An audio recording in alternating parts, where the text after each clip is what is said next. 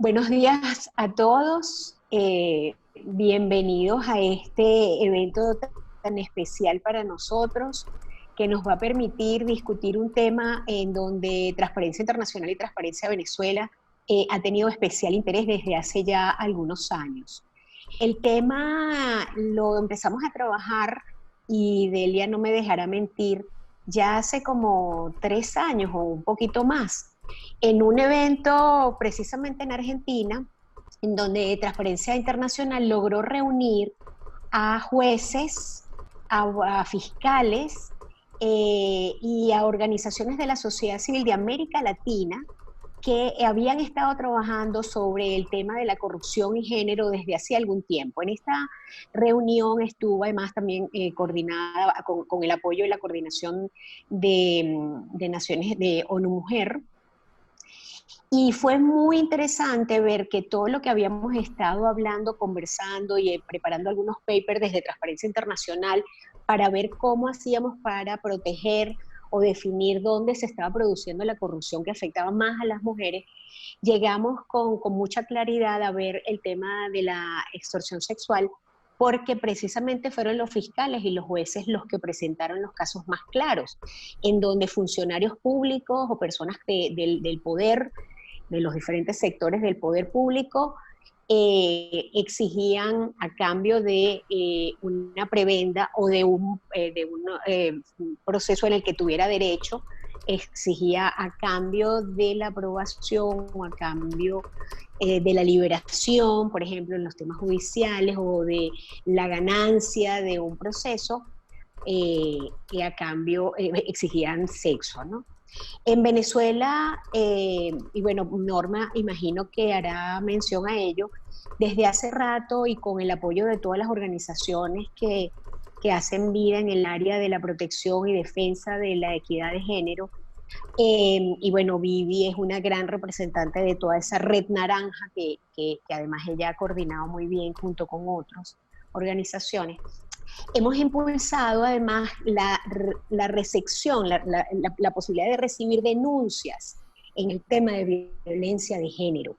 Y esa violencia de género en temas de corrupción particularmente son las que más podemos atender desde Transparencia Venezuela, porque hay pues un área de violencia de género en la que Transparencia Venezuela no tiene capacidad y en la que se apoya en el resto de las organizaciones.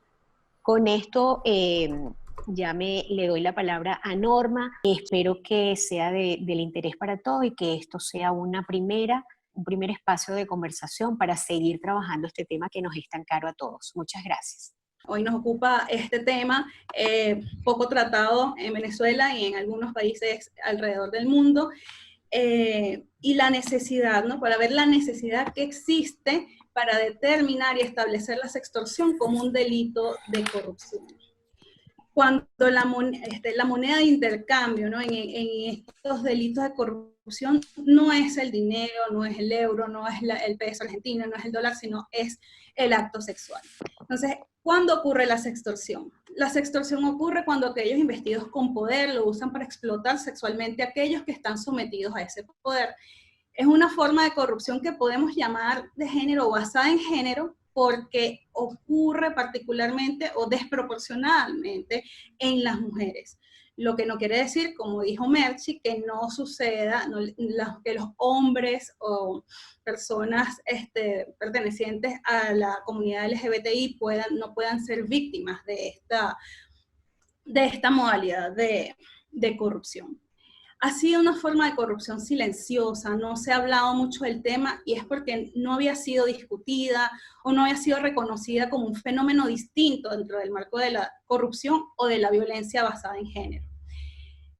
Careciendo del nombre, entonces la sextorsión permaneció invisible. Es por ello que la Asociación de Mujeres Jueces le ha colocado, ¿no?, este nombre para visibilizarlo. En las palabras de la propia organización, en su informe en el 2008, dice que es difícil concebir, mucho menos discutir asuntos para los cuales no tenemos vocabulario. Nombrando el fenómeno sextorsión hará que sea más fácil iluminar el problema y tomar medidas para abordarlo. como nos encontramos entonces ante un fenómeno que se está comenzando a discutir, vamos a decirlo así, porque tiene pocos años discutiéndose, entonces es difícil reportar la sextorsión. Más difícil que reportar otros hechos de corrupción, que ya es complicado. Porque en estos casos, la víctima se enfrenta también a estigmas sociales y puede ser aún más difícil probar este hecho. Generalmente los hechos de corrupción suceden en el secreto y probar que ocurrió un acto sexual o de índole sexual con coerción y en secreto es aún más complicado. Aunado a esto, en la mayoría de las legislaciones no existe una tipificación para este delito. Y las víctimas enfrentan además unas situaciones gravísimas que pueden cambiar para siempre sus vidas. Pueden enfrentar las pérdidas de trabajo, pueden enfrentar embarazos no deseados, abusos físicos y psicológicos, pero a pesar de estas consecuencias, muchos marcos jurídicos... La manito, no veo la manito para levantarla. No están tipificadas. La manito. Ok, entonces puedo ahorita. No, dígame. Bueno, seguimos. Entonces, ante estas consecuencias surge la necesidad de revisar si la sextorsión debe verse solamente bajo la luz de las normas de violencia basada en género o debe existir una tipificación en las leyes anticorrupción. Es por esto que queremos hacer este webinar, mostrar la sextorsión como un delito de corrupción, exponer la necesidad de su tipificación, señalar también cómo puede verse bajo las leyes de violencia basada en género, para lo que tenemos este excelente panel de expertas que nos va a dilucidar y explicar muchísimo mejor lo que puede conllevar a la falta de tipificación específica de la sextorsión dentro de las leyes anticorrupción. Le paso la palabra a la doctora Delia Ferreira. Hola, mucho gusto, encantada de participar en el evento. Gracias Merchi, gracias Sonia por la introducción. Transparencia Internacional, primero con sus capítulos de Latinoamérica, pero ahora ya como un tema de importancia global, está trabajando en el tema de corrupción y género en primer lugar, y como parte de eso en la preocupación sobre sextortion. Y en ese sentido, nuestra preocupación tiene como base que la corrupción ha sido vista tradicionalmente como un problema de dinero, como un delito cuando está tipificado que envuelve alguna transacción financiera. Y obviamente en ese esquema es muy difícil insertar el tema del acto sexual como moneda de cambio, pero cuando empezamos a estudiar la relación entre género y corrupción, particularmente cómo la corrupción afectaba desproporcionalmente o distintamente a las mujeres y a los varones, descubrimos que particularmente en los casos de pequeña corrupción, había un factor central que era precisamente la moneda de cambio que se usaba en esta transacción, porque la corrupción es una transacción. Entonces, para el caso de las mujeres, no solo había una afectación mayor por otros temas que vamos a mencionar, sino que podía darse el caso de que la moneda de cambio fuera, y de hecho había muchísimos casos, no reportados como casos de corrupción, pero sí comentados como problemas que enfrentan las mujeres. Había muchos casos en que la moneda de cambio era lo que se denominaba, y aún en la literatura sigue apareciendo como favores sexuales. Y esta es la primera cosa que me parece que tenemos que distinguir, porque acá no se trata de favores, los favores se hacen voluntariamente. Y lo que tenemos cuando estamos hablando de casos de corrupción, en que lo que se exige a cambio es un acto sexual, no estamos hablando de favores o de actos voluntarios, sino precisamente de coerción. Es decir, quien tiene un poder, cualquiera que éste sea, lo ejercita para coercitivamente exigir de otra persona que está en una situación de poder de desequilibrio y que necesita algo que el funcionario o la persona empoderada realice, ese desequilibrio se compensa, en cierta manera, a través de un acto sexual. En el caso de las mujeres en particular, y de las niñas y adolescentes, esto se ha visto mucho en todas las regiones. Esto no solo ha determinado los efectos que recién mencionaba Sonia, sino que determina que muchas mujeres no continúen su carrera o no sigan asistiendo a la escuela, porque se enfrentan a este tipo de pretensión por parte de quienes son sus profesores, sus superiores, quienes están encargados, por ejemplo, de darles acceso a un derecho, a un subsidio, a una cama en un hospital, a un medicamento, a un lugar en la escuela para los hijos, o casos como los que hemos visto en este informe que se mencionaba recién, donde, por ejemplo, personas que están a cargo de, o que son guardias de cárceles, exigen a los prisioneros que sus parejas tengan relaciones sexuales con los guardiacárceles para darles acceso a los prisioneros a determinados beneficios o situaciones más favorables. O sea que el volumen de casos es impresionante. Y entonces creo que es muy necesario que se tipifique adecuadamente lo que es lo que nosotros llamamos sextorsión, que es una hipótesis de corrupción donde la moneda de cambio es un acto sexual. Que no quiere decir que cualquier caso de violencia sexual sea un caso de corrupción, que no quiere decir que cualquier caso de harassment o bullying sea un caso de corrupción. Para que haya corrupción, tiene que haber tres elementos centrales. Número uno, la coerción, ejercida por parte de quien tiene el poder o a quien se ha encargado el poder en determinada situación. Segundo, el hecho de que haya una transacción, un quid pro quo, te doy esto si me das esto otro, y esto otro es a veces dinero, esa es la corrupción típica, o un favor sexual, un acto sexual o cualquier actividad sexual. Este quid pro quo, te doy para que me des, es igual de importante que la coerción, y además, obviamente, la moneda de cambio entonces tiene que ser, para que estemos hablando de sextortion, un acto sexual o una actividad sexual, por decirle de alguna manera.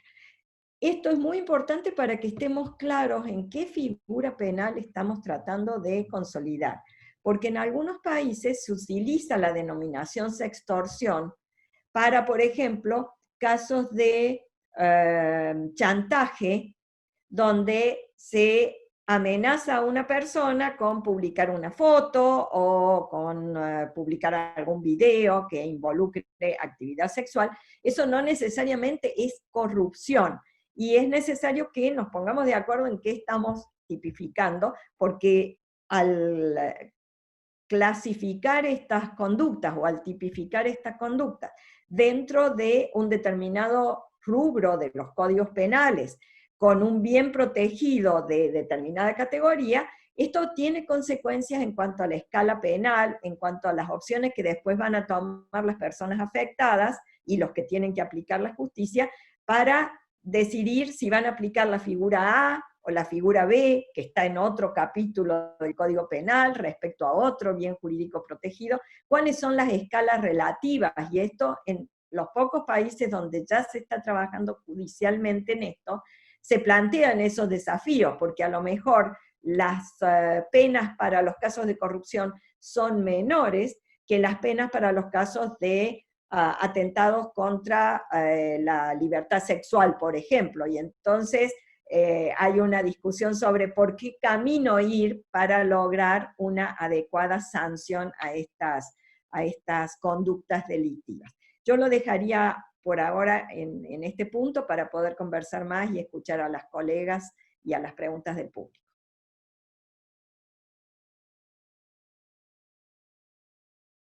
Muchísimas gracias, Delia.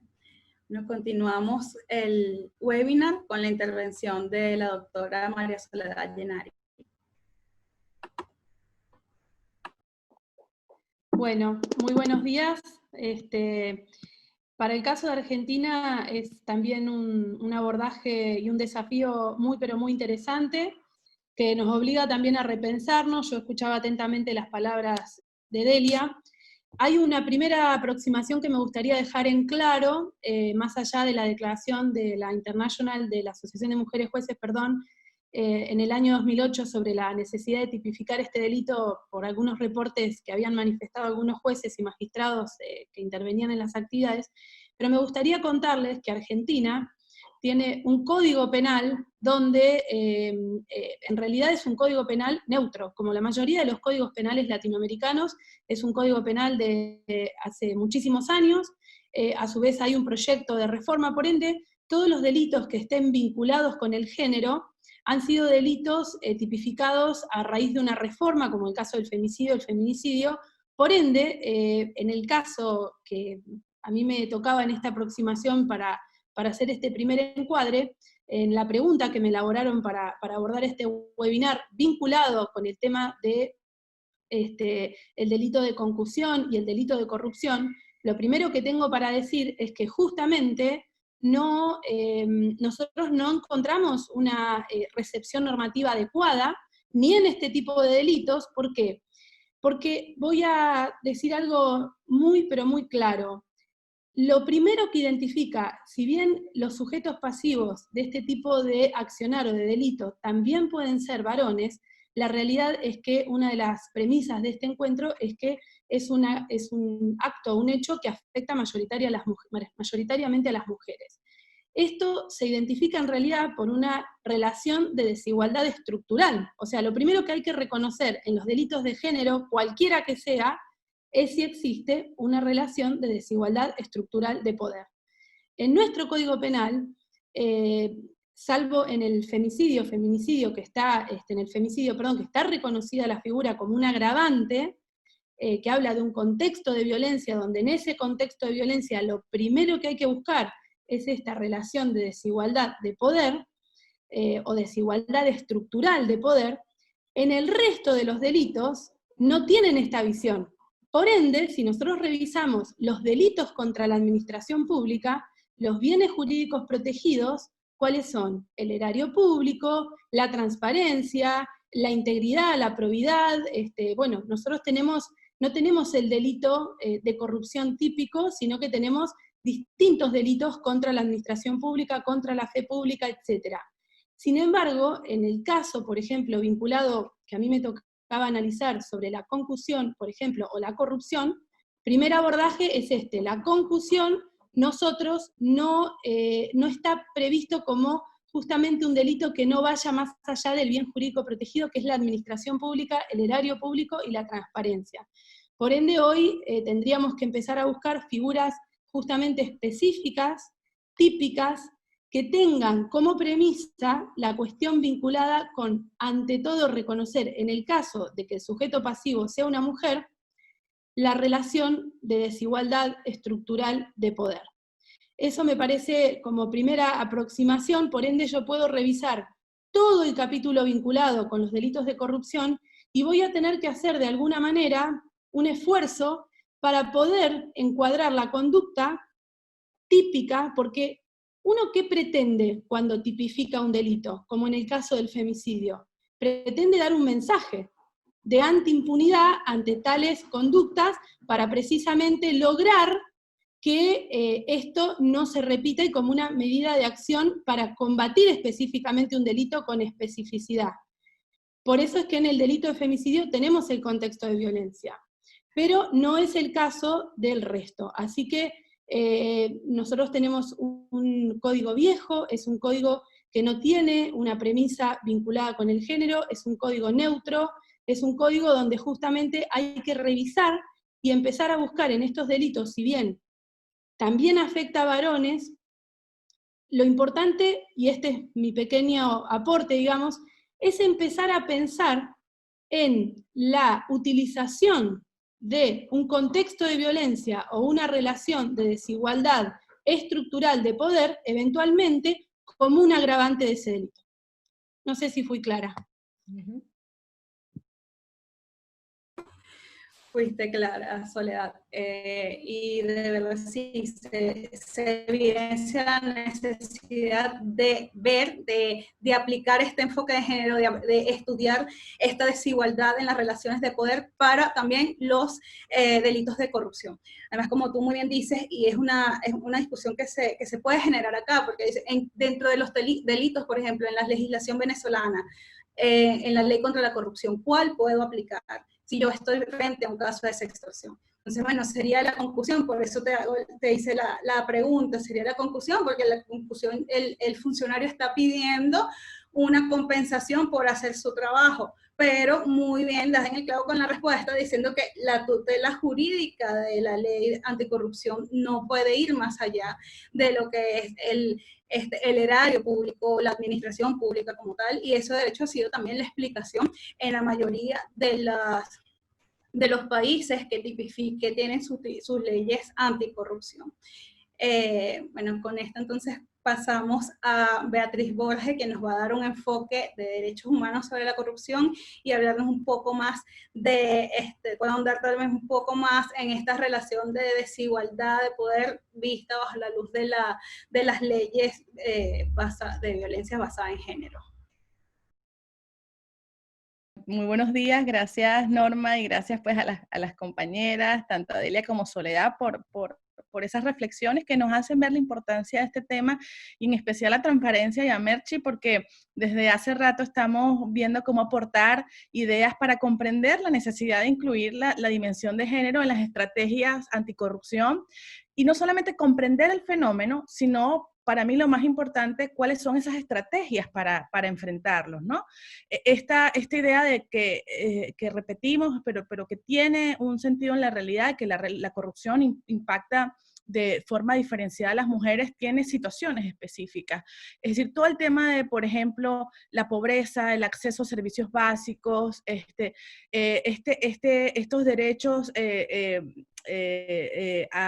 las mujeres a una vida libre de violencia, y esto tiene que ver mucho con la violencia sexual, todo el tema de la facilitación de los crímenes de trata y tráfico, incluso vinculados a impedimentos con la participación de las mujeres, la participación política de las mujeres, son situaciones que hay que ver con lupa, situaciones que hay que darle seguimiento, donde la corrupción impacta de forma diferenciada a las mujeres.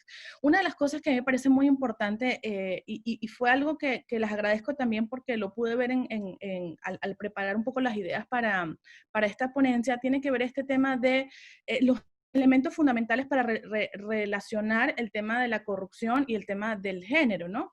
Y cómo, y dónde ver, dónde mirar y dónde priorizar. Y efectivamente hay dos momentos como muy importantes que ya los han tocado, pero los quería como puntualizar. Uno, esta relación entre los niveles que se presenta la corrupción y la participación o representación de mujeres en los espacios de poder.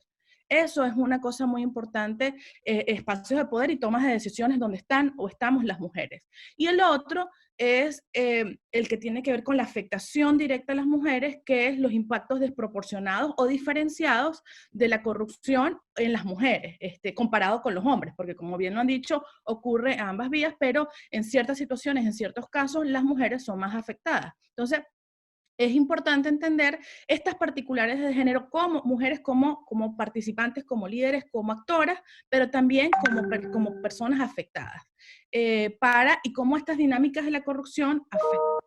Luego, entender también, para mí, que las estrategias de anticorrupción, específicamente vinculadas al tema de la extorsión sexual, tienen gran parte en esta situación de acceder a servicios o como esta forma de soborno, esto de que la moneda de cambio no es el dinero, ya eso lo dijeron, se habla del sexo o el favor sexual, digamos, es la forma que normalmente lo escuchan, pero básicamente el sexo como una forma de esa transacción, y a mí me parece importantísimo que estas mediciones empiecen a salir, y yo creo que de ahí valioso el trabajo que está haciendo Transparencia, de hablar de algo que es tabú. Es decir, hay muchas personas hablar de sexo por eso si sea el favor sexual o entenderlo, es todavía un tabú en la sociedad. Y entender que esto y que empiece a aparecer en las mediciones es muy, muy, muy importante. Y creo que desde el aporte de los derechos humanos, una de las cosas que es fundamental entender es esta mirada combinada. Es decir, entender que la corrupción es un fenómeno complejo, que además es multicausal, que es multidimensional, pero tiene sinergias o tiene relaciones establecidas contra esta lucha de la contracorrupción, con las políticas de igualdad de género y empoderamiento femenino. O sea, ¿dónde están esas sinergias, dónde están esas interseccionalidades que permiten que los temas de política de igualdad de género y empoderamiento femenino estén en la práctica de acciones anticorrupción? Y lo otro, entender, porque ambas, tanto la corrupción como la igualdad de género, tiene su base en la lucha por los derechos humanos. En el caso de los derechos humanos, la perspectiva de derechos humanos, la perspectiva de derechos pone énfasis en el daño que la corrupción provoca en las personas y cómo pues estas consecuencias están en las vidas de cada uno. Entonces, la corrupción se puede entender como una vulnerabilización directa a la persona, pero también como una vulnerabilización estructural. Y Venezuela es un súper ejemplo de eso. O sea, cómo la gran corrupción ha hecho que vivamos en un sistema violatorio de derechos humanos per se. Entonces, es importante este fenómeno o este enfoque de derechos, estas sinergias con la igualdad de género, para poder entender esta tarea, esta mirada como combinada, holística, amplia, sobre el fenómeno anticorrupción. Otro tema que quería mencionar y que nosotros desde la defensa de los derechos de mujeres siempre lo decimos, la importancia de recolectar data, y como decía, es muy importante que se recolecte, pero esta data muchas veces no se realiza o no se hace con los fines de poder ser usada para cerrar estas brechas o estas desigualdades, ¿no? Entonces se miden los impactos o se miden las brechas, pero no necesariamente se toma esta información para dar respuesta en términos de la igualdad y la no discriminación. Entonces es importante que se entienda las relaciones de poder y la mujer no solamente como actora, como subordinada o moneda de cambio, pero también como su liderazgo en las estrategias anticorrupción. Creo que, si bien es cierto, estamos tocando el tema de sextorsión, para mí ahí, y sobre todo quizás yo lo comparto por nuestra experiencia venezolana, el tema de los accesos al recurso, ¿no? Y el tema de la feminización de la pobreza, y cómo esta tiene raíces en el acceso a un adecuado recursos, la falta de los derechos políticos y opciones totalmente limitadas que evidencian que digamos, parte allí en la pobreza como un factor relevante que hace que las desigualdades se arriesguen y que este acceso a los recursos las ponga en mayor vulnerabilidad por su cantidad de opciones limitadas que no pueden acceder. Entonces, esta dimensión de la pobreza, para mí es muy importante entenderla desde el ámbito de la corrupción y desde el ámbito de la afectación diferenciada y el género, porque en el tema de la igualdad de género, esta feminización es fundamental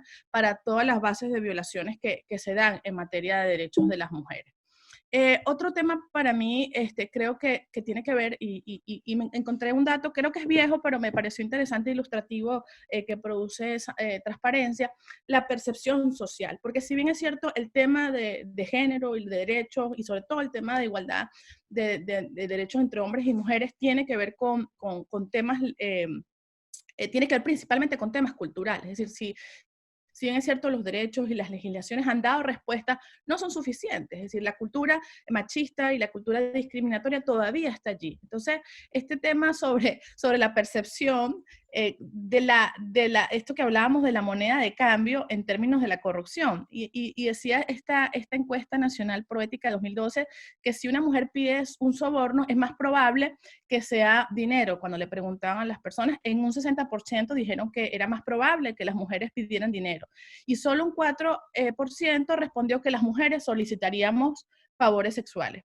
Pero en cambio, cuando se ve esto del lado del hombre, si un hombre pide soborno, es más probable que pida dinero, respondió un 62%, seguido de un 52% en términos de pedir favores sexuales. Es decir, la percepción de que para uno, ahí vemos la diferencia entre que, y es basada en una percepción, por supuesto, no es una realidad medible, y quizás cuando hagamos esta pregunta, digamos, empíricamente no tengamos una respuesta clara, pero la percepción de la sociedad está que es aceptado, es tolerado y es más probable y proclive que un hombre pida favores sexuales que una mujer. Y entonces, bueno, ahí vemos otra vez la importancia de usar estos datos. ¿Qué parte de esta percepción es real? En términos de que esta trampa de los datos nos genere una información con enfoque de género, pero que también la usemos con esa finalidad. Es decir, cómo vemos específicamente que la mayoría de quienes cometen el delito en este sentido, o quienes exigen estos favores o extorsionan a través del sexo, o cometen actos de corrupción, donde la moneda del sexo son los hombres. Y las víctimas, la mayoría, son las mujeres.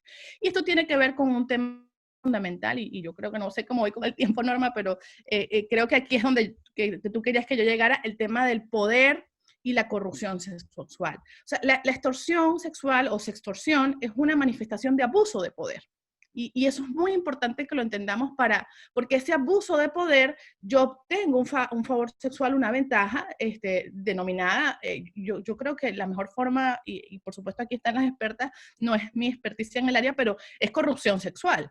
Es decir, al final, yo a través de esta corrupción, a través de como una explotación también, donde el intercambio está en beneficio de una parte de la otra, pero está basado en esa desigualdad. O sea, el hombre lo hace porque puede, porque tiene el poder, porque está basado en esta creencia patriarcal de la desigualdad, de la discriminación, donde la violencia es una de las patas fundamentales. Entonces, yo creo que allí, y no sé si me dará tiempo de meternos más, en el caso de Venezuela, por ejemplo, se consagra o está establecida la violencia institucional.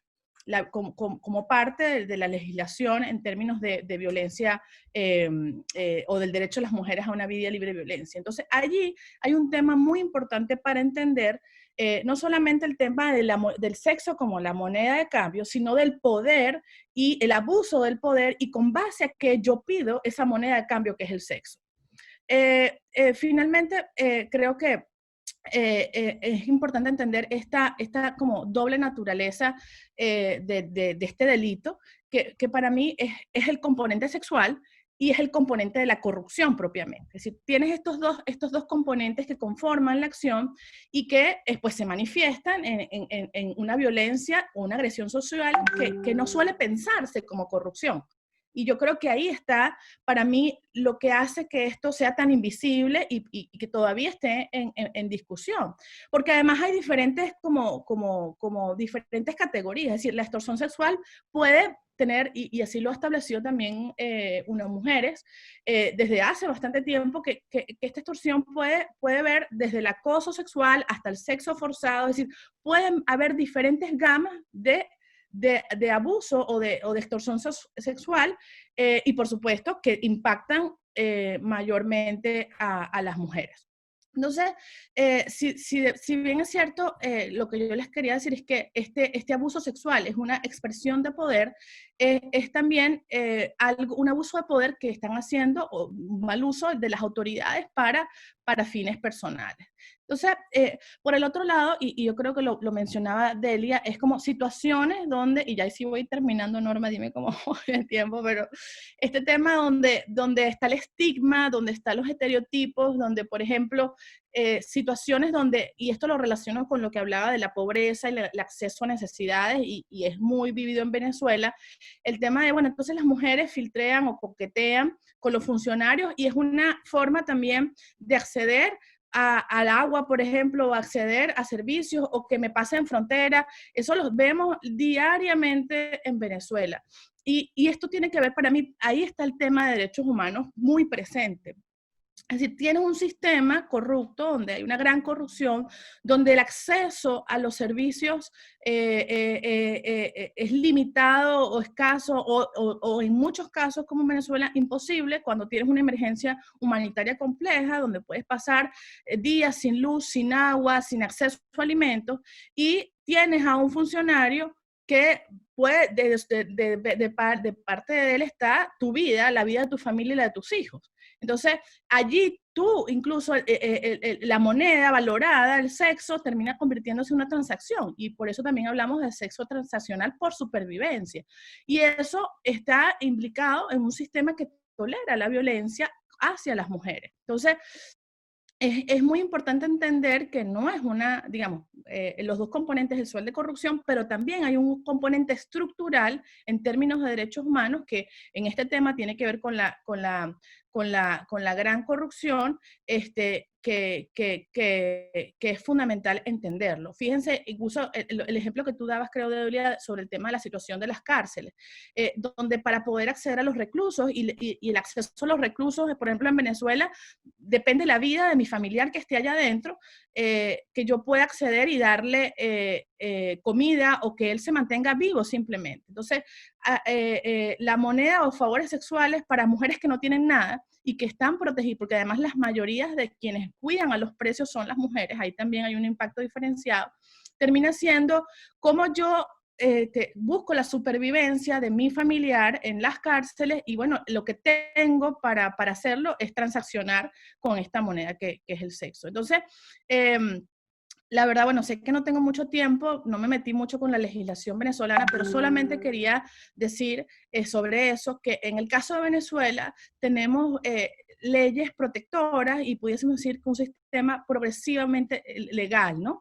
En términos de tener una ley específica que condena la violencia con delitos especificados, tenemos al menos 21 tipos de violencias establecidas. También tenemos unos códigos, el Código Penal, que es como muy parecido a todos en términos de neutro, pero tenemos leyes especializadas como la de corrupción, también está las vinculadas al tema de los delitos cibernéticos, pero digamos, para mí en el caso de Venezuela, si bien es cierto, hay un reto todavía de entender más el fenómeno, tipificar mejor el delito, yo creo que tenemos leyes bases que entiendan el abuso del poder, que entiendan la violencia institucional y que entiendan la violencia por razones de género como un tema de derecho de las mujeres a una vida libre de violencia, y que combinen desde el punto de vista legal esa normativa. Entonces, no es solamente la falta de normativa, es la falta de voluntad para investigar y para perseguir este delito y para visibilizarlo. Bueno, con eso termino y bueno, espero no haberme pasado el tiempo. Muchas gracias. Gracias a ti, Beatriz. No sé si ahorita abrimos un espacio para debatir un poco lo que se dijo y luego pasamos a las preguntas de la audiencia, o pasamos directamente a las preguntas. Como guste, yo creo que podemos conversar un poco para que sea esto un poquito más dinámico. Sí. Nosotros realizamos, después del encuentro que Merchi mencionaba en Buenos Aires, incorporamos con ONU Mujeres algunas preguntas específicas sobre género y corrupción en nuestro barómetro de corrupción. Nosotros somos conocidos por el índice de percepción de corrupción, pero hay muchísimas otras herramientas que utilizamos. Una de ellas es el barómetro, donde se consulta sobre la experiencia de corrupción a los ciudadanos comunes, no a expertos, no al sector privado, sino a ciudadanos. Y la primera ocasión en que empezamos a hacer estas preguntas dio algo, digamos, de datos que contribuyen a mirar el fenómeno. Por ejemplo, en Latinoamérica y en la región del MENA, del norte de África, ahora lo estamos repitiendo en Asia, el 20% de los encuestados dice que ha sido víctima de un caso de sextortion, entendida así como un caso de corrupción donde pagó en un acto sexual. El 20% de la gente o ha sido víctima o conoce un caso. está dando una señal de alarma muy importante, porque es una proporción muy alta de la población señalando este problema, que obviamente tiene que ver, como decía Beatriz, con muchas cosas circunstanciales. Lo que yo creo que no debemos hacer es mezclar todo con todo, porque entonces dejamos de tener claro que estamos hablando, al menos desde Transparencia Internacional, de un caso de corrupción. No todo lo que envuelve el sexo, desde el punto de vista del delito, las violencias, etcétera, etcétera, son casos de corrupción. Y si no afinamos la lapicera y no tipificamos adecuadamente, hacemos que sea mucho más difícil encuadrar esta situación.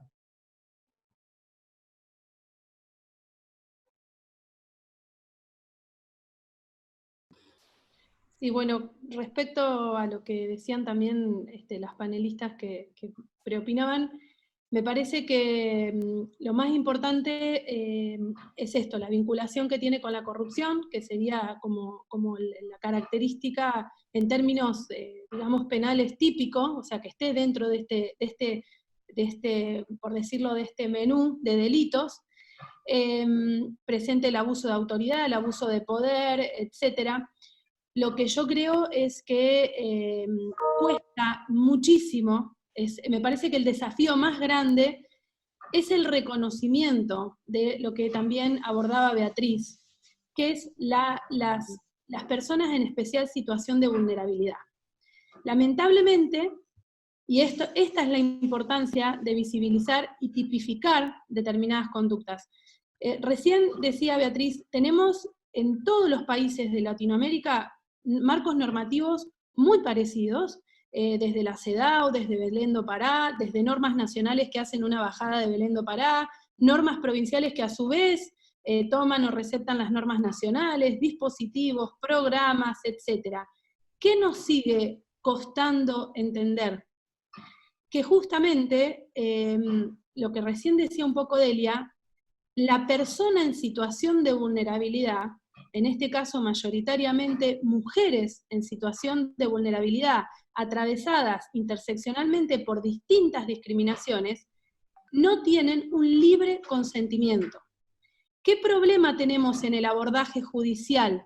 Lo vimos hace poco en casos donde, si bien podría ser un caso de un magnate millonario, donde no está el factor, digamos, de autoridad pública, pero donde el debate, incluso en un país como Estados Unidos, fue el consentimiento. Entonces, esto es fundamental. ¿Por qué? Porque las sociedades todavía no tienen una suficiente educación con perspectiva de género que permite identificar que cuando se trata de una mujer en especial situación de vulnerabilidad, no solo por ser mujer, sino por distintas cuestiones que la pueden atravesar, ese consentimiento está viciado. Entonces, cuando a este combo le sumamos el poder, y acá tenemos un abuso de autoridad, un abuso de poder, una persona en una situación dominante, más una mujer en situación de vulnerabilidad que en la forma consintió o accedió voluntariamente en los términos clásicos del consentimiento, ¿a dónde se gira la mirada? A la culpabilización de la mujer, a la culpabilización de la pobreza, a decir, recibió a cambio algo. O sea, fijémonos a dónde se pone la mirada. Por eso es tan importante tipificar estas conductas, darle un dolo característico, darle un tipo penal, darle visibilidad, que es lo que tanto costó que se entienda con el femicidio. Porque las razones de género siguen siendo cuestiones percibidas por la sociedad como abstractas. Entonces, esto para mí es lo más importante de este debate de hoy, que se entienda finalmente que una mujer en situación, esto puede ser también todas las personas destinatarias, por ejemplo, de las reglas de Brasilia, de personas en especial situación de vulnerabilidad, todas las personas en especial situación de vulnerabilidad atravesadas por distintos tipos de discriminaciones interseccionadas, tienen la voluntad viciada, y mayoritariamente cuando se combina poder con persona vulnerable, la mirada está sobre la persona vulnerable y la persecución está sobre la persona vulnerable y no sobre la posición de poder. Entonces me parece que ese es un tema que para mí es también importante abordar en este tipo de delitos. Excelente aclaratoria e intervención. Aquí teníamos una pregunta que creo que ya respondiste, Soledad, que decía, ¿cómo se hace para saber si hay una relación de desigualdad estructural de poder? ¿Cuáles serían las características? Y si hay algún otro tipo de contexto más allá de la violencia. Creo que con lo que señalaste, explicaste un poco, no sé si quieres apoyar un poco más o ampliar la respuesta para darle satisfacción a esta pregunta de la audiencia. La relación de desigualdad de poder, hay un origen que es histórico, que es por eso que le llamamos estructural. O sea, a veces cuesta que se entienda, porque me pasa que muchas veces hay que hacer pedagogía de la igualdad, recién leía una de las preguntas. La igualdad hoy es formal, o sea, nosotros tenemos reconocimientos, derechos, etcétera, pero tenemos que reconocer que en este caso, por ejemplo, si hacemos foco en la mujer o en distintos grupos vulnerables, la mujer, por ejemplo, ha sido históricamente tratada de manera desigual. Para revertir esa desigualdad es que necesitamos acciones positivas y es que necesitamos, como política persecutoria, por ejemplo, criminalizar específicamente determinadas conductas para en algún momento erradicarlas. ¿Cómo reconocer? La desigualdad estructural tiene que ver con una cuestión de origen, de nacimiento. O sea, ya la mujer, por el hecho de ser mujer, de alguna manera, por decirlo, tiene una desventaja, una desigualdad, y a su vez lo que hay que mirar es el contexto. Es fundamental el contexto. Por ejemplo, para investigar, en el caso de, por ejemplo, la ONU, para investigar, ONU Mujeres, para investigar muertes violentas de mujeres por razones de género, no solo tenemos que tener en cuenta la desigualdad estructural o histórica, sino mirar el contexto particularizado. Porque muchas veces se cree que es un tema abstracto, pero a su vez el contexto puede agravar esta desigualdad que ya viene de origen íncita y que tiene que ver con el acceso, con la representatividad, con la protección, etc. Por ende, ¿cómo reconocer la desigualdad estructural? La primera está la desigualdad estructural, que es un concepto ya de origen histórico, teórico, y que tiene que ver con esta desigualdad que afrontamos históricamente las mujeres, pues si no, todo sería 50% mujeres, tendríamos acceso equitativo a todo, y no existirían estos foros. Sin embargo, es muy importante mirar el contexto. El contexto, por ejemplo, en términos penales, nos va a arrojar luz sobre la situación particular de esa persona. En el caso, por ejemplo, hay lugares donde, lo que recién decía Beatriz, la moneda de cambio es el sexo, pero a su vez, ¿qué se le ofrece a esa persona a cambio de esto? A cambio de alguna manera, menoscabar su integridad sexual. Se ofrecen cosas básicas, cosas para la subsistencia. Entonces, lo más importante no solo es reconocer la desigualdad estructural, histórica y formal, sino mirar el contexto. Antes de juzgar al sujeto pasivo de una manera formal, de una manera casi diría lógica jurídica, hay que hacer una mirada social, hay que hacer una mirada histórica, y hay que hacer una mirada particular de la desigualdad de ese contexto. Entonces, ese contexto es lo que nos va a arrojar si justamente estaba en una especial situación de violencia vinculada, por ejemplo, con el género. Y un tema que hay que tener en cuenta es que cuando hablamos de corrupción puede haber distintos tipos de corrupción. Beatriz mencionaba la gran corrupción como algo que marca totalmente o que puede llevar incluso a la captura del Estado o a un sistema estructural donde todo es corrupto. La gran corrupción involucra a personas donde el desbalance de poder no existe prácticamente. Si ustedes comparan en el caso del Lavallato, por ejemplo, o de Odebrecht, comparan el poder de un empresario de semejante volumen con el poder de un presidente de una compañía, obviamente ahí no tenemos un desbalance de poder, porque económicamente se compensa el poder político. Estos casos de sextortion se aplican a lo que se conocía tradicionalmente como la pequeña corrupción. Y en esos casos es la relación 1 a 1 de una persona con un funcionario, cuando el funcionario tiene el poder de asignar desde agua hasta un lugar en una escuela, un subsidio, una bolsa de comida, un empleo, una cama en un hospital, o un respirador en el caso del COVID, por ejemplo, o el acceso a un test para el coronavirus. Esa relación es siempre desproporcionada, porque es el ciudadano común frente al funcionario con poder. Entonces, más allá de todo lo que bien dicen Soledad y Beatriz sobre la vulnerabilidad estructural, la carencia de igualdad o la falta de igualdad en muchas situaciones, hay también en los casos de corrupción una desigualdad que se percibe en cuanto a la relación individual entre esa persona y ese funcionario, que es el que tiene poder de no firmar un contrato petrolero por miles de millones de dólares, sino el simple poder de darle una botella de agua, o un bidón de agua, o un permiso para circular, en estos casos, por ejemplo, donde están las cuarentenas. Es decir, cualquier pequeño poder por parte del funcionario lo coloca en una situación de desbalance de poder vis a vis el ciudadano que necesita eso.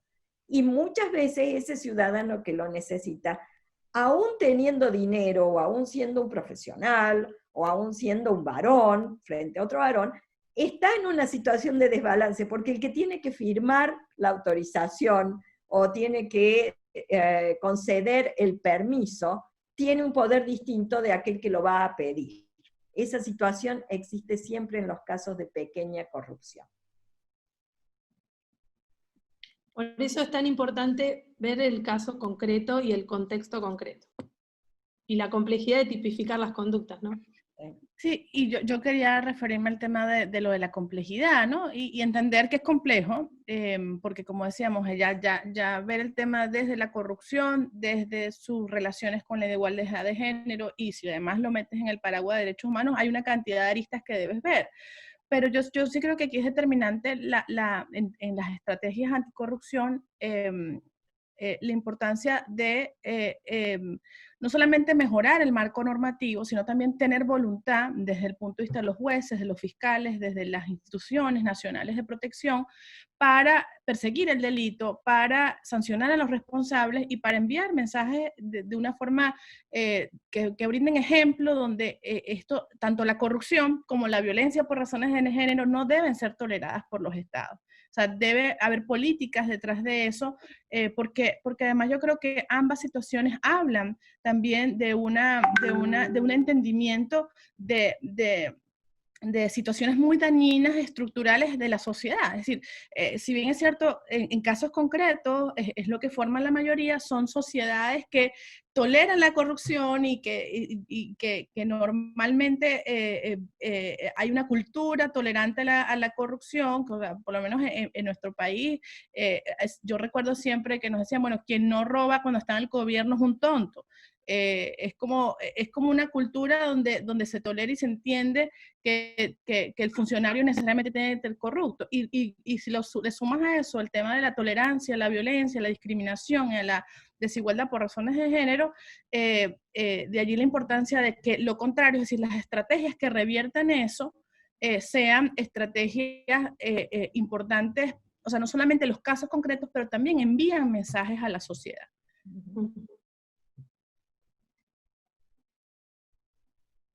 Y perdón la interrupción, Beatriz, la impunidad en los delitos de género es un mensaje político clarísimo justamente para vehiculizar la repetición.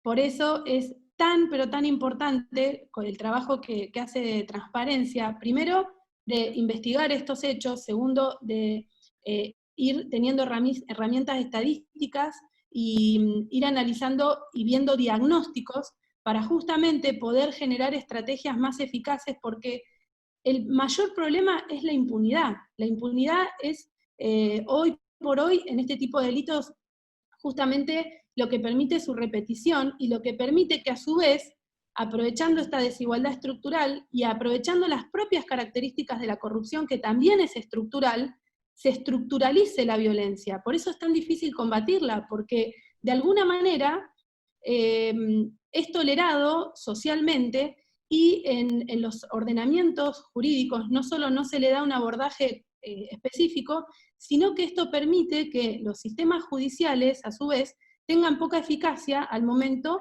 de aplicar la punición. Y sin punición, y sin pena, y sin, en definitiva, es una posibilidad de seguir realizando estas actividades sin ningún costo. Por eso es que creo que esto explica la masividad del fenómeno. Por ejemplo, hay casos donde denuncia a una mujer y denuncian inmediatamente un montón de mujeres. ¿Por qué? Porque la impunidad es leída en el sentido de que ¿para qué voy a denunciar? Por eso es que cuando hablan una, en estos casos, hablan muchas, porque a veces es visto como algo pequeño y que nadie lo va a tratar o nadie lo va a penar. Por eso es tan importante el tema de justamente que se llegue a una sentencia o que se llegue a una verdadera sanción. Y para eso es muy importante también, y el trabajo que hacen nuestros centros de asesoramiento en materia de corrupción, los ALAC, de generar espacios o canales adecuados a la problemática de género para facilitar la denuncia de los casos. Porque no es cuestión de simplemente abrir una línea donde uno pueda denunciar o decir vaya a la policía y denuncie, porque por todas las circunstancias de contexto que Beatriz ha mencionado, esos contextos, lo mismo lo que decía Soledad, esos contextos hacen que denunciar sea de por sí un acto de coraje y de valentía, porque lo primero que recibe la persona es la estigmatización social o el cambio de enfoque. Entonces, algo habrá hecho, lo mismo que se ha dicho siempre en todos los delitos donde la mujer estaba involucrada como víctima, desde preguntar cómo estaba vestida en un caso de violación o cosas por el estilo. Entonces, esa forma normalizada de reaccionar frente a la denuncia hace que las mujeres muchas veces no denuncien porque o no va a pasar nada, o voy a ser víctima de persecución precisa o de estigmatización por precisamente haber sido la víctima del delito. Y eso hace que los canales de denuncia o los centros como los ALAC, que Transparencia tiene en más de 70 países en el mundo, sean un vehículo que facilite que después la justicia haga su trabajo y sancione, porque como dice Soledad, obviamente si nosotros consagramos la impunidad, el mensaje que estamos mandando es absolutamente contrario de lo que queremos lograr como sociedad, ¿no?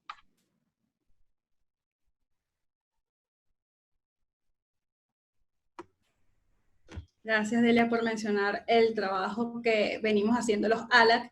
Y sí, definitivamente se necesita una sensibilización por parte de las personas que reciben denuncias, no solamente en el Poder Judicial, en el aparato de justicia, sino también los que estamos en las organizaciones de la sociedad civil, para poder apoyar adecuadamente a las víctimas, darle la ayuda que necesitan, que no siempre es un tema legal nada más, a veces necesitan también de apoyo psicológico,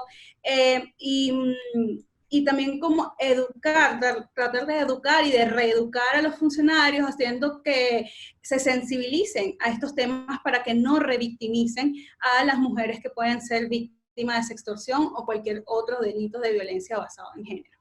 Sí, yo quisiera decir sobre eso también que ese punto es sumamente importante. Es decir, cualquier política que prepare, no solamente a los operadores de justicia, sino a los mismos, digamos, a todo el sistema de protección en términos de abogados, abogadas, que sea también integral con perspectiva género-sensitiva, donde ellas, personas, trabajadores sociales, psicólogos, que puedan abordar estas situaciones que implican no solamente la comisión de delito, que implican una conciencia de la sociedad sobre que esto está pasando y también una intolerancia a que eso ocurra.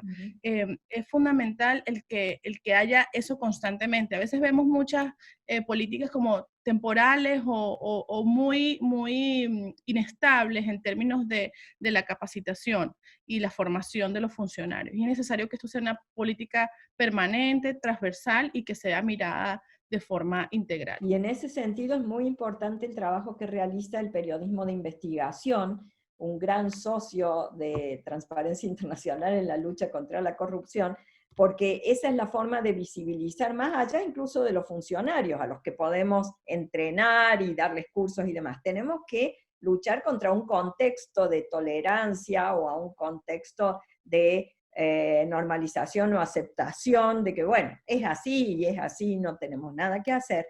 En ese sentido, el periodismo puede contribuir haciendo visibles casos que si no, no lo son. Y en ese contexto, por ejemplo, este año, hace 2 o 3 meses, no sé si ustedes vieron, una serie documental de la BBC sobre un caso de una periodista en África, una africana que había estudiado en uno de los países africanos y había sido víctima de un caso de sextortion para avanzar en su carrera, digamos, y volvió a la universidad como periodista encubierta, digamos, y en el video filma, en la serie del documental, filma a un señor muy destacado, profesor de la universidad en ese país africano, realmente en pleno acto de extorsión o de corrupción sexual con una alumna para darle un aprobado en una materia. Y eso muchas veces no es lo mismo contarlo o escribirlo o presentar una investigación diciendo hemos hecho una encuesta y descubrimos tal cosa. Eso es muy importante, pero verlo es mucho más importante y muestra cómo se puede llegar a afectar la vida de una persona para siempre, por el solo hecho de verse como víctima de estas situaciones.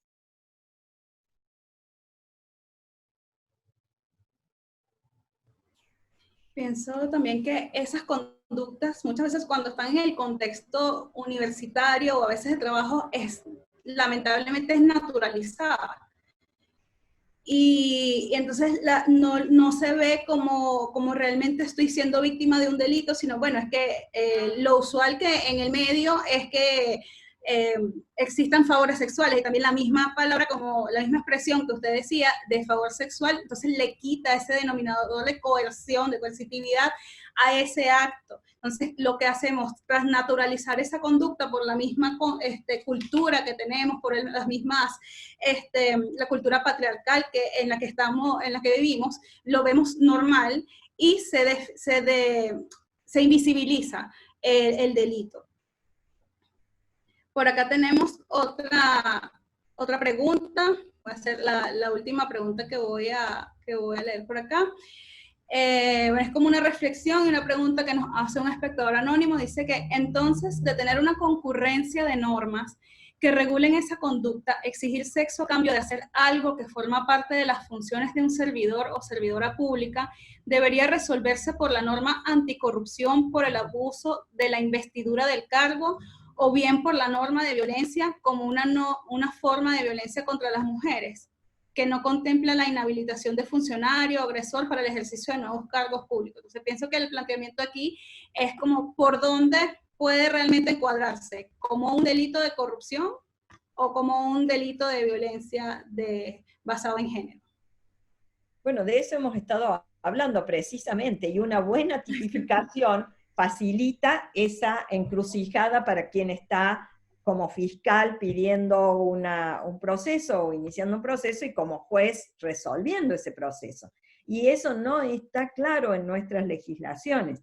Tenemos que ser muy cuidadosos, como decía Soledad, cuando se tipificó el delito de feminicidio, hubo muchas discusiones sobre cómo afilar el lápiz para que la tipificación realmente apuntara a una conducta que era lo que se quería sancionar, en vez de crear una nueva confusión.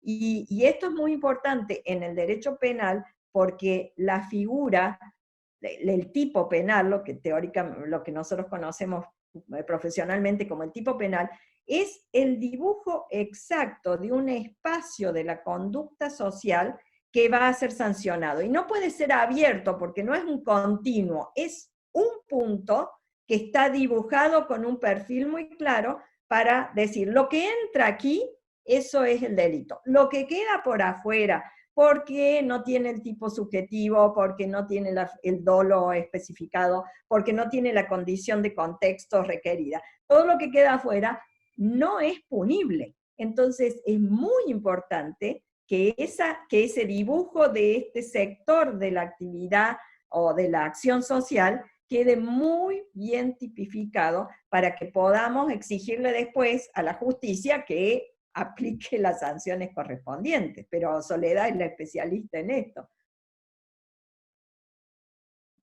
Sí, justamente como recién vos también, Delia, o usted también, acá No, vos, es la especialista, pero la realidad es que el tipo penal tiene que servir para identificar concretamente la conducta, y tiene que servir justamente primero para proteger el bien al cual aspira a preservar, y además, precisamente para cumplir un objetivo de política criminal. Por eso es tan importante estudiar el tipo, delimitar justamente todas las características que van a hacer a esa conducta típica y encuadrable dentro de un delito, porque de lo contrario caeríamos precisamente en cuestiones donde quizás se denunciaría mucho y se aplicarían, digamos, en raras ocasiones la pena, lo cual a su vez también es un desincentivo desde el punto de vista de la política criminal.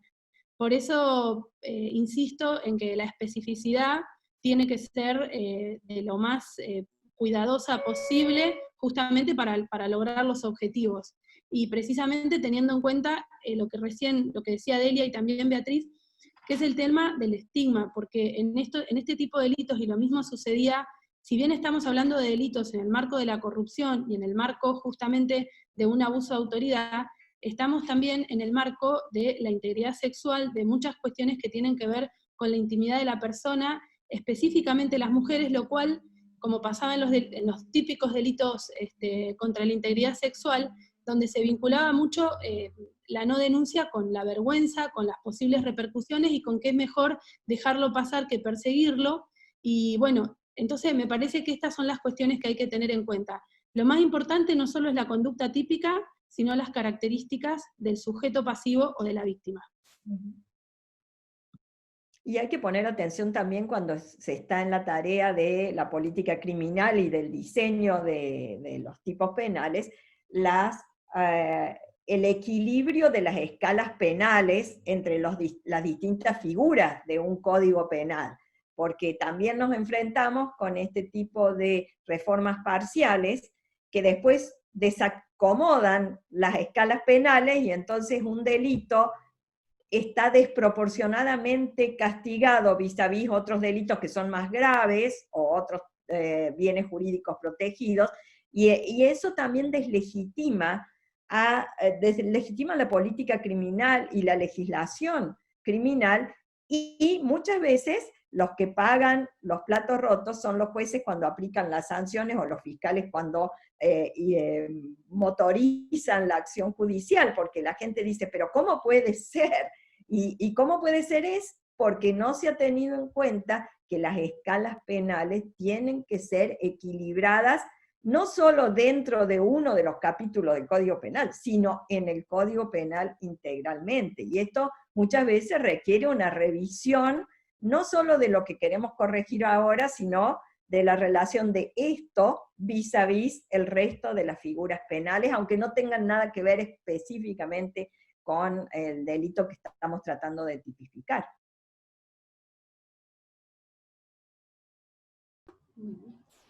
Con esos comentarios y ya estas conclusiones que estamos sacando, creo que podemos ir cerrando el webinar. Muchísimas gracias, Delia, Soledad, un placer. Gracias por acompañarnos. Fue valiosa todo lo que se discutió en este foro. Beatriz, Gracias por aportarnos el enfoque de derechos humanos y la vista, ¿no? Desde también de la legislación de violencia basada en género y la situación que se vive acá en Venezuela. Entonces, bueno, concluimos con que realmente existe la necesidad de la tipificación de la sextorsión como un delito de corrupción, que debemos afilar, como decía Delia, muy bien las características del tipo penal, pero también, como dice Soledad, observar y estudiar muy bien el contexto del sujeto pasivo de esa norma jurídica que va a aplicarse. Bueno, agradecemos a todos que se hayan unido a esta conversación. Esperamos que, bueno, hayamos sembrado esta discusión y hayamos aportado a que tengan más inquietudes para aprender sobre el tema. En Transparencia Venezuela estamos abiertos a discutir estos temas y desde la Asistencia Legal Anticorrupción, el ALAC de Transparencia Venezuela, apoyamos a todas las víctimas y testigos de hechos de corrupción, incluyendo sextorsión, que tuvimos un caso hace 2 años que se llevó a Fiscalía. Y bueno, no nos queda más nada que decir que gracias por su atención y esperamos que asistan al próximo espacio de transparencia.